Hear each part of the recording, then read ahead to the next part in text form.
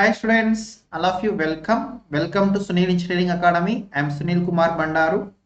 Students, from today onwards, we are going to practice transformers through topic-wise MCQ series. This series will be very useful for all your competitive examination. Let us start the session. And students, a small introduction about myself. I have 6 years of teaching experience in online platform, worked at Unacademy Plus, and I have cleared many of written examinations, and so many of my students got selected in various JEE and AE examinations.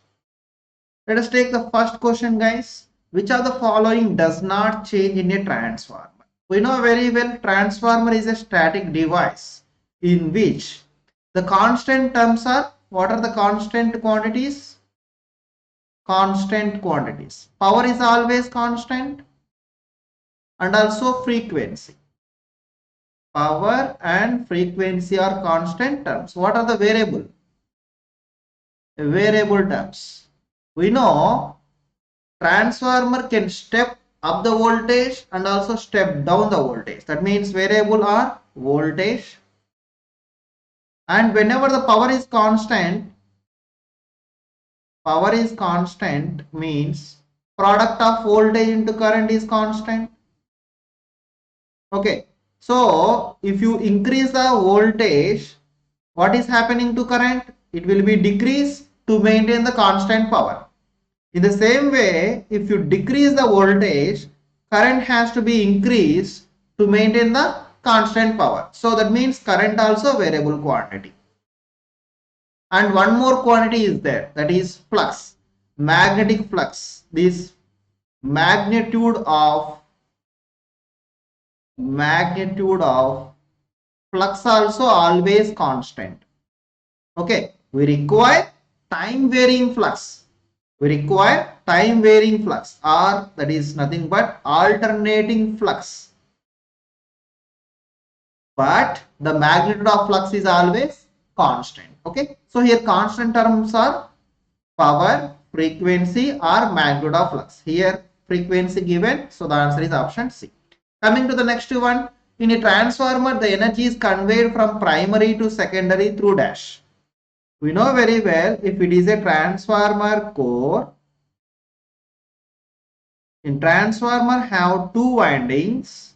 This is the one winding, this is the second winding. Okay, so the winding which is connected to the supply, is nothing but you can say primary. Okay, the winding which is connected to the load is nothing but you can say secondary. It is always secondary. Okay, it is always primary. So what is the primary winding? The winding which is connected to the supply, that is primary, which is connected to the load, that is the secondary. Okay, so here whenever you give the supply to the primary, then current is flowing. So whenever the current flowing through the coil, then flux will be produced. Here this is the magnetic core now. This provide low reluctance path. That is less opposition to the magnetic flux. So the magnetic flux will be flowing through the magnetic core and it will be connected to the secondary winding. Okay, so that means here energy is conveyed from primary to secondary through the flux, by the flux. So answer is option C. Coming to the next question, transformer action requires dash. Just now I have given, in the transformer action, EMF E is equal to minus N d pi by dt. Minus is due to Lenz's law. Okay, so here d pi by dt, that is flux has to be vary with respect to time. That is time varying flux.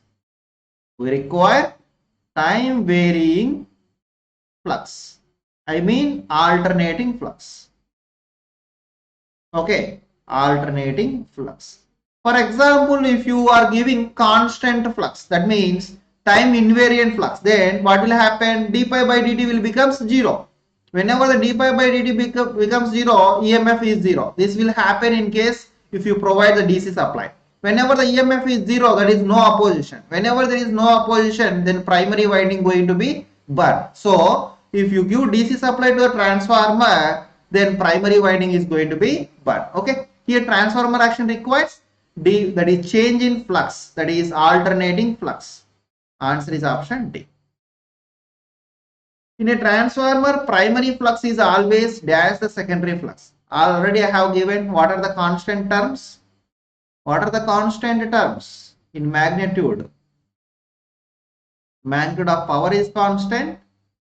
Okay, magnitude of frequency is constant, and also magnitude of flux is also constant. So primary flux is always equal to secondary flux.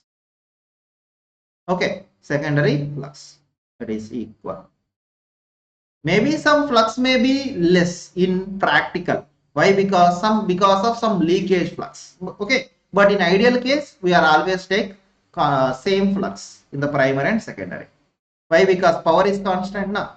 So a transformer dash, I already given a transformer step up or step down the voltages. Whenever the voltage changes, current automatically changes. Vi is equal to constant.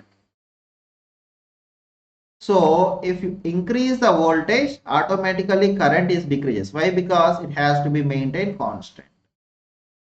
Okay, here step up the voltage. If whenever the step up the voltage, current is stepping down. Okay, the same way, if you decrease the voltage, current has to be increased. This will be happen in case of AC only. DC primary winding is going to be but no transformer action. So step up or step down, AC voltages and also currents. Okay, for DC it may not work. A step up transformer converts dash into dash. Step up or step down, or step up or step down, these are belongs to voltage terms. Okay, belongs to voltage terms. So step up means voltage is increases. Okay, as voltage increases, what happened to the current is less. In the same way, step down means voltage is stepped down. As voltage stepped down means current is increases. Okay, here by maintaining power as constant. Okay, so step up transformer converts. Here voltage increases means less voltage to high voltage. So low voltage to high voltage. So low voltage to high voltage. So low voltage at high current to low voltage at high current to high voltage at low current. So the answer is option C. Okay. So in step up transformer, what it will do? It will increase the voltage. So that means it converts low voltage to high voltage. Okay, whenever the voltage is low, at the time current is high. So automatically current high to low. So low voltage high current to low voltage high current to high voltage low current. Okay, so option is C. Coming to the next question. Primary winding of a transformer. I already said transformer having two windings. Until unless if you are giving the supply, we can't say this winding is belongs to primary, this winding is belongs to secondary. Okay, so whenever you give the supply to the winding, then it will becomes primary. I already said now, whenever you connect one winding to the load, then it will becomes secondary. So then primary may be high voltage winding or low voltage winding. Okay, so windings are only low voltage and high voltage. Okay, for example, if it has more turns, it will becomes high voltage winding. If it is a less turns, it is a low voltage winding. Okay, so we have only two windings. Those are HV and LV. The winding which is connected to the primary, which is connected to the supply is primary, which is connected to the load is secondary. Okay, so primary may be either LV or HV. In the transformer, following winding has got more cross-sectional area. So area we are going to construct depending upon the current. Whenever the more current, more area. Okay. So in which winding having high current requires high cross section area. So in which winding? Low voltage. Whenever the voltage is low, current is high. Okay. So for low voltage winding has more cross section area. Okay. Low voltage winding having more cross section area. Coming to the next one. Which winding in the transformer has more number of turns? So this number of turns N2 by N1 is equal to V2 by V1, that is equal to I1 by I2. Okay, that is nothing but transformation ratio K. Transformation ratio, you can also call it as K. Okay, so which winding having more number of turns? The winding which is having high voltage is having more number of turns. So number of turns are proportional to voltage, or voltage proportional to number of turns. Okay. So here higher the voltage, high number of turns required. So high voltage winding having more number of turns. Okay. Isolation transformer has primary to secondary turns ratio. The isolation transformer is nothing but the turns ratio is nothing but 1:1. Okay, turns ratio is 1:1. That means the voltage ratio also 1:1. So it may not step up or step down the voltages. Then why it is required? So in electronic circuits, if you want to isolate, then and if you want to shock proof, then we use this isolation type of the transformer. So if you want from one winding or one circuit to other circuit as isolation required, then we use this isolation transformer. Okay, here transformation will be done through the flux. Flux is not shock. Okay, so that means this is required in electronic circuits. The ratio is 1:1. What will be the transformation ratio? Just now I have given transformation ratio is K, that is N2 by N1, that is V2 by V1.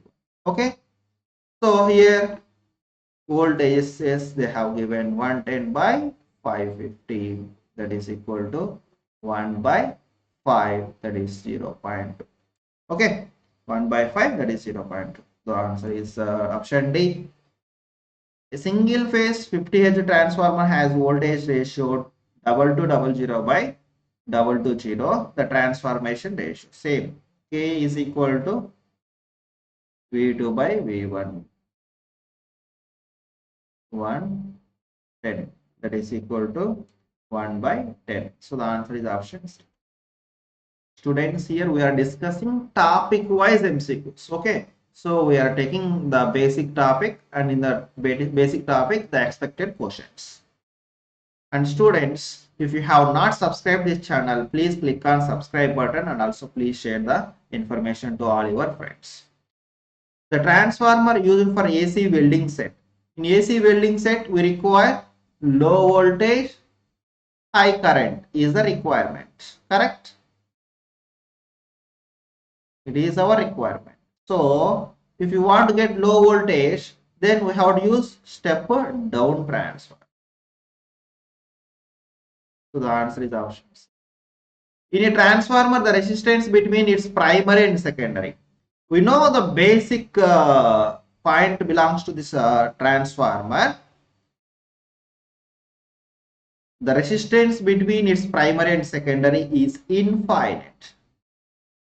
Why it is infinite? We know in transformer is electrically isolated, magnetically coupled.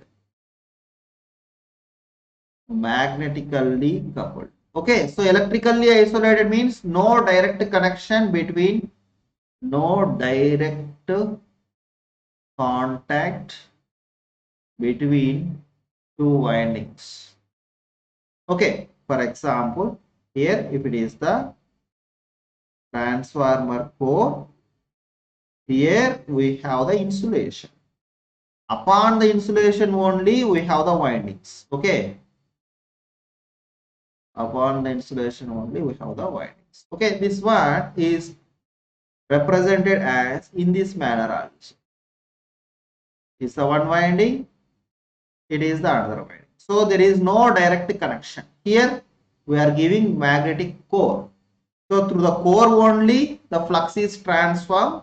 Okay, so that means energy is conveyed from primary to secondary. So electrically isolated. Electrically isolated means if there is no connection means what about the resistance? Is infinite. Infinite resistance. Okay. Coming to the next one. The main purpose of using magnetic core in a transformer. Just now I have given in magnetic core. So through this one flux will be transformed. Okay. So whenever it has low reluctance, then only total flux will be moved from one winding to another winding. Okay. So otherwise, if it is having high reluctance, that is higher the opposition, so much of flux will be leaks.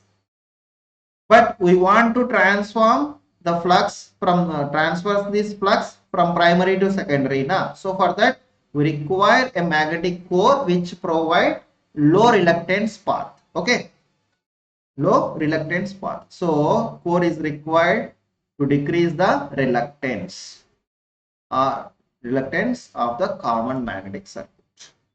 Coming to the next one, which of the following statement is not true for ideal transformer?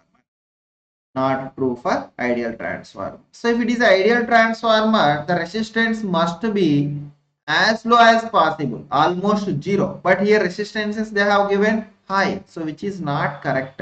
So not correct is the answer now. So the answer is option A, that are option 1. Okay. So we know some of the characteristics of ideal transformer. Okay. So the resistances are almost zero. Okay. So its permeability has to be infinite, very high permeability. Okay, and leakage flux has to be zero. Whenever the high permeability of the core, it allows all the flux through it, so then there is no leakage. And it must having the losses are zero as much as possible. Okay, as much as possible. And magnetization curve is linear. Whenever the magnetization curve is linear, then no hysteresis losses. Curve is linear. Okay, so these are the main important characteristics of ideal transformer. Okay, and coming to the next one, which of the following properties is not necessarily desirable for the material for transformer core? Not necessarily desirable. Okay. So coming to the low hysteresis loss low is desirable only. High permeability is desirable only. Thermal conductivity, we don't want conductivity. If you have the conductivity, then eddy current losses will be increases. We don't want that one. High mechanical strength, yes, it requires. Otherwise, it is easily damaged, is easily going to be bent. Okay, so it is not at all required. Not at all required is our answer. So high thermal conductivity is not at all required. The desirable properties of transformer core. So the desirable properties of the transformer core. Just now we have discussed the permeability has to be infinite. Low losses. So high permeability and high losses, no, low losses. So the answer is option C. Answer is option C. Coming to the next one. The material which is slightly repelled by a magnetic field is known as dash. So we have three types of magnetic materials: dia, para, ferro. So these para and ferromagnetics are attracted. Why? Because they magnetized in the same direction, but it is magnetized in the opposite direction of the magnetic field. So it may be slightly repelled from the magnetic field. So answer is diamagnetic. Okay. Answer is diamagnetic.